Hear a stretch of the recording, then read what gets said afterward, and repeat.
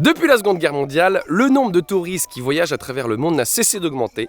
On a même atteint un pic à 1,5 milliard de touristes en 2019, juste avant l'épidémie de Covid, période durant laquelle, je le rappelle, le plus long voyage que tu puisses faire, c'était d'aller de ta chambre à ta salle de bain. Depuis, le tourisme a repris et on devrait atteindre 1,8 milliard de touristes d'ici 2030. Alors je me suis demandé si ça pouvait durer tout ça.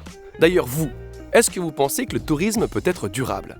Alors, oui, mais pas de la manière dont on le fait actuellement, je pense. Il faut ralentir, je pense, beaucoup. Par exemple, moi, le plus flagrant, c'est se déplacer à pied ou à vélo. On peut aussi ne pas prendre l'avion, par exemple. Je pense qu'aujourd'hui, tous les acteurs du tourisme doivent vraiment s'impliquer, réfléchir pour qu'il y ait un tourisme pour l'avenir. Ce qui est sûr, c'est qu'avec une augmentation aussi importante de la fréquentation des lieux, le tourisme crée des dommages sur les espaces naturels, la biodiversité, la pollution et les ressources. Mais ça n'a pas toujours été le cas, il y a encore 3 siècles. Si t'étais pas un aristocrate friqué avec un nom à rallonge, déjà t'allais pas très loin. Et puis il y avait du sens au voyage. Tu partais pas te dorer la pilule en buvant des mojitos à volonté. Non, quand tu rentrais de voyage, t'écrivais un bouquin sur ce que t'avais vu, sur ce que t'avais appris. Ça se limitait pas à 3 stories sur Insta. Ce n'est que depuis le début du 19e siècle, avec la révolution industrielle, que les gens ont commencé à voyager pour le plaisir. En tout cas pour leur plaisir, parce que maintenant ça commence à être tendu sur pas mal de points. Il y a de plus en plus de villes comme Barcelone ou Venise, où il y a tellement de Airbnb, que les locaux doivent se barrer pour fuir l'augmentation du prix de l'immobilier. Mais si t'enlèves les locaux de leur propre ville, elle est où l'authenticité du voyage ? C'est plus des villes, c'est des plateaux de cinéma avec quelques autochtones pour jouer les figurants. Bah oui, le tourisme ça rapporte du pognon, hein. C'est même 10% du PIB mondial. Et quand un truc rapporte du flouze, on est prêt à tout. Nos territoires ont été transformés, bétonisés, défigurés, comme nos littoraux, qui ressemblent plus maintenant à des jungles d'immeubles pyramidaux. Alors économiquement, c'est un succès. Écologiquement, ça reste à voir. Mais il n'y a pas qu'à cause de l'immobilier que le tourisme pollue.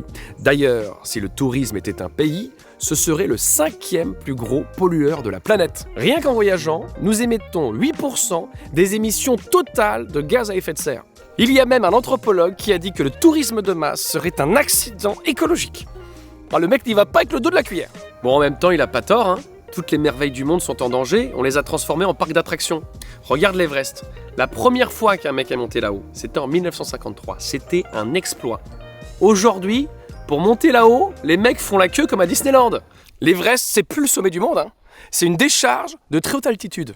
Dans certains endroits du monde, maintenant, pour protéger leurs trésors, ils sont obligés de limiter le temps d'accès aux touristes pour être certains qu'ils fassent pas trop de conneries. Au Machu Picchu, par exemple, t'as 4 heures. Voilà.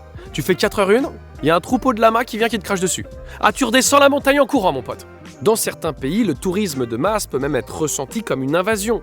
Alors oui, ça fait vivre le pays, c'est vrai, mais pas tout le monde. Je pense par exemple à la Tunisie où les habitants peinent à avoir de l'eau à leur robinet pendant que 40% de leurs ressources sert à arroser des jardins d'hôtels et à remplir des piscines à débordement.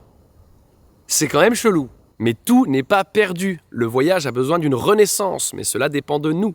Sommes-nous prêts à retrouver la véritable essence du voyage, à se réconcilier avec la lenteur et la simplicité ? En tout cas, il le faudra si l'on veut laisser aux générations futures une planète où l'on peut encore s'émerveiller. Les amis, j'espère que cette vidéo vous a plu. Je pars en tournée déjà un petit peu partout avant le Farm Tour, puisque je serai à Annemasse, puis à Saint-Sylvestre, au Grand Point Virgule, à Liège et à Lille. Et bientôt, toutes les autres dates de la tournée arrivent. À très vite, ciao!